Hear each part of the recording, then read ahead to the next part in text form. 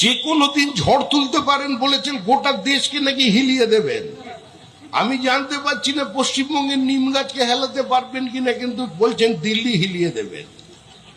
কারণ আমাদের মুখ্যমন্ত্রী লন্ডনে রবীন্দ্রনাথ শেক্সপিয়ারের মিটিং করাতে পারেন, আমাদের মুখ্যমন্ত্রী রাকেশ রোশনকে চাঁদে পাঠাতে পারেন, আমাদের মুখ্যমন্ত্রী গান্ধীজির অনশন রবীন্দ্রনাথকে দিয়ে ফলের রস খাইয়ে ভেঙে দিতে পারেন, আমাদের মুখ্যমন্ত্রী ছবি আঁকতে পারেন, আমাদের মুখ্যমন্ত্রী কবিতা লিখতে পারেন, আমাদের মুখ্যমন্ত্রী গীতিকার, আমাদের মুখ্যমন্ত্রী সুরকার।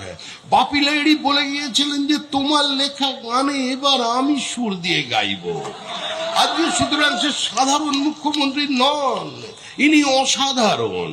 বিজেপি বারবার বলছিল যে ফিরহাদ হাকিম বাবুঘাটে তোমায় বিসর্জন দেবে, কিন্তু আমি এই পূর্ব মেদিনীপুরের মাটি, যে মাটি দেশপ্রাণ বীরেন শাসমলের মাটি, সতীশ সামন্তর মাটি, মাতঙ্গিনী হাজরার মাটি, যে মাটি আমাদের প্রথম স্বাধীন জাতীয় সরকারের মাটি, তাম্রলিপ্ত জাতীয় সরকার, যে মাটি পিছামনির মাটি, যেখানে দাঁড়িয়ে মহিলারা গুলিবিদ্ধ হয়েছিলেন, যে মাটি ক্ষুদিরামের মাটি, যে মাটি বিদ্যাসাগরের মাটি, আজকে সেই মাটিকে সাক্ষী রেখে আমি তোমার বিসর্জন এই বঙ্গোপসাগরই দিয়ে চলে যাব। তার জন্য আমি এসেছি পুরীতে।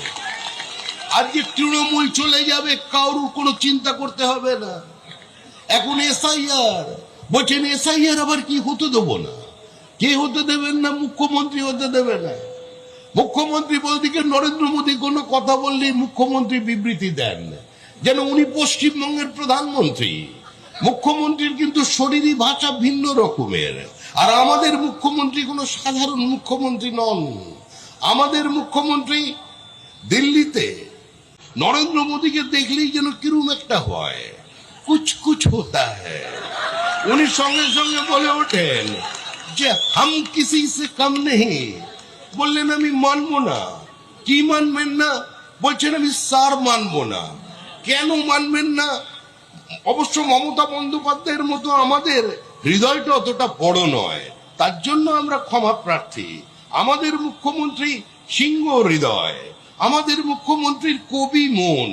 আমাদের মুখ্যমন্ত্রী বলছেন যারা মারা গেছে, লক্ষ লক্ষ মানুষ যারা মারা গেছে পশ্চিমবঙ্গে গত 10 বছরে, তারাও তো কারোর ভাই ছিল, তারাও তো কারোর প্রেমিক ছিল, তারাও তো কারোর